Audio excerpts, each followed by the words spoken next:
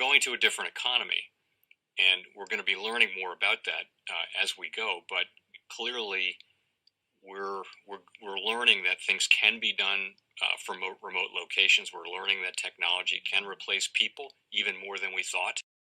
We're not going back to the same economy. We're recovering, but to a different economy, and it'll be one that is more leveraged to technology. And I worry that that is going to make it even more difficult than it was for many workers. In Silicon Valley, and my friends who work in technology know that what we did to the manufacturing workers, we are now going to do to the retail workers, the call center workers, the fast food workers, the truck drivers, and then even bookkeepers, accountants, insurance agents, lawyers, and on through the economy. So what happened to the manufacturing workers is a very clear sign. This effort, and China has big plans for this. They intend to seed their digital yuan into the global environment by giving it away to visitors at next winter's Olympics. When they arrive at the airport, they're going to get yuan digital wallets. They're going to receive digital yuan. They're going to use it throughout their visits to Beijing, and then they're going to take it back to their home countries. They see this as a huge advantage. Why? Because who controls the underlying protocols, who controls the underlying standards of the future of money will control the future of money. Overall. Well, I certainly didn't invest in crypto. I'm proud of the fact I've avoided it. It's like, some venereal disease or something. I just regard it as beneath contempt. Some people think it's modernity, and they welcome a currency that's so useful in extortions and kidnappings and so on, tax evasion, and of course the envy. Everybody has to create his own new currency, and I think that's crazy too. So I'm not having any. I wish it had been banned immediately. And I admire the Chinese for banning it. I think they were right, and we've been wrong to allow it. Andrew, that the United States and China. The Chinese government is worrying all the capitalists in the world way more than it used to. And, of course, we don't like that. And we wish that China and the United States got along better. And if you stop to think about it, think of how massively stupid both China and the United States have been to allow the existing tensions to arise. What bad is ever going to happen to China or the United States if we two are close? If we make good friends out of the Chinese and vice versa, who in the hell is ever going to bother us? And I don't think we should be criticizing China, which has terrible problems because they're not just like the United States. They do some things better than we do. They should like us and we should like them.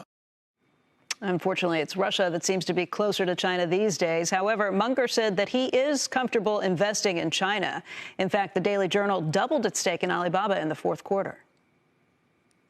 We got more strength per dollar invested in China. The companies we invest in are stronger relative to their competition and priced lower. That's why we're in China. Welcome to the Crypto Teacher. And guys, I come back with that video just to make you think. And we have Charlie Munger says he's glad that he didn't invest in crypto. Crypto is used for illegal activity. And guys, what do we see? The Hegelian dialectic. We know cash is used for the same purpose, but it can't be tracked. And that's the reason why they want to bring in crypto and blockchain to track every purchase so they can tax every purpose. Remember, blockchain gives them the all-seeing eye. And Charlie Munger says he wished they would have banned crypto the same way China did. Is crypto banned in China? No. We know the BSN. We know they're using certain projects to fit in along with the digital yuan. And Charlie says he wished the United States and China was to get along. Why? Because we know he's heavily invested. Our big banks and corporations sold out the United States a long time ago. He admits he's heavily invested in China. Now we have Jeremy from Circle, USDC. Guys, we see it climbing on a daily basis. And they want to be a bank, and we know it's going to happen. They're going to be that private stablecoin. And we know Brian Brooks told us that a long time ago. And then, guys, we have the Russia movie. And we see it moving lockstep along with the Fed decision in March. And then we also know eventually China and Taiwan are going to go at it. And that would allow the New World Order to move the masses, move the globe over to the fourth industrial revolution.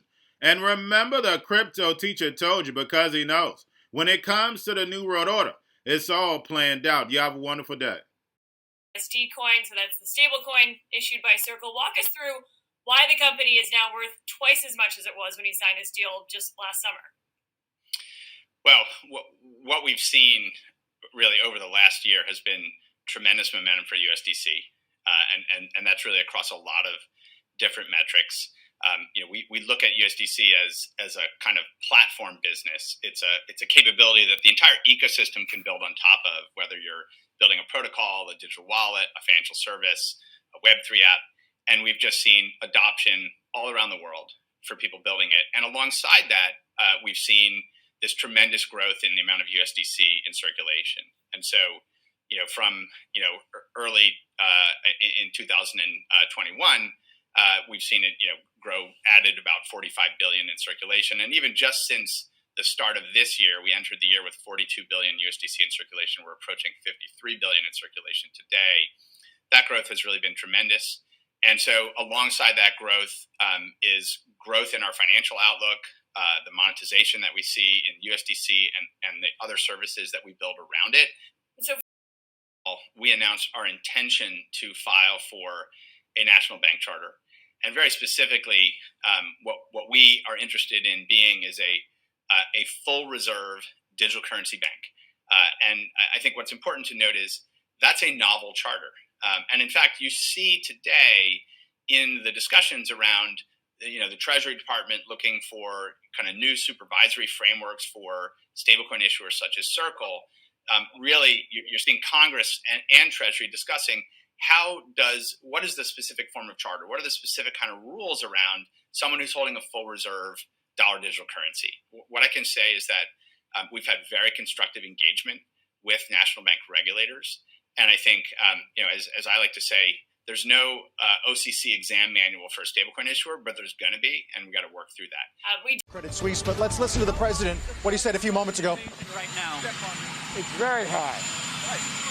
why? It's very high because they have not moved any of their troops out. They've moved more troops in. Number one. Number two, we have reason to believe that they are engaged in a false flag operation to have an excuse to go in.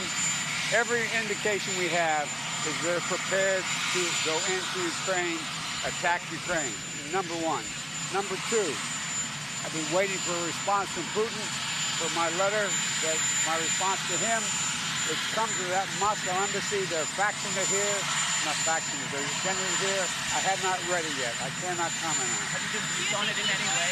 Oh, yeah. Is your sense that this is going to happen now? Yes. My sense this will happen within the next several days. What are the things that is there any diplomatic path still available? Yes, there is. There's a clear diplomatic path. That's why I asked Secretary Blinken to go to the United Nations and make his statement today. He'll lay out what that path is. I've laid out a path to Putin as well on, I think, Sunday. And so there is a path. There is a way through this. Are you going to call Putin? Will you speak to Putin? Are you going to call Putin? I'm not calling Putin. I have no plans to call Putin right now. Do you think he made a final decision? As the president talking briefly about Ukraine on his way to Ohio. The most powerful person in the world is the storyteller. The storyteller sets the vision, values, and agenda of an entire generation to come. Steve Jobs. And guys, I truly believe in this. When you look at the New World Order, they're the storytellers. And that's the reason why I wrote my New World Order book. But guys, now it's time to change the current generation.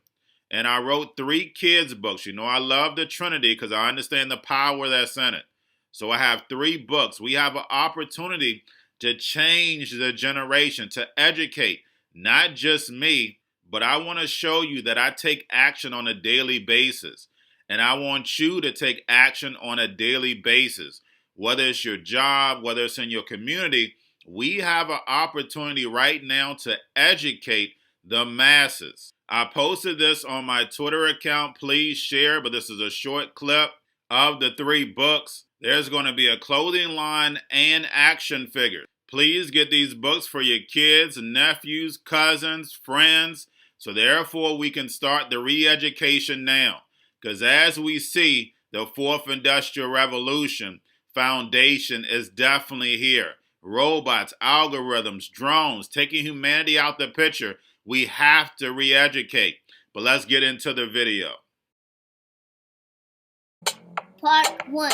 King Joshua and Grandma Tam save the village. Part 2. King Joshua and Grandma Tam save New York from COVID Stories 3.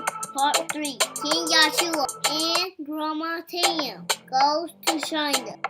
It's mandatory to get part 1, part 2, and part 3 of this series. It's time to re-educate Generation Z.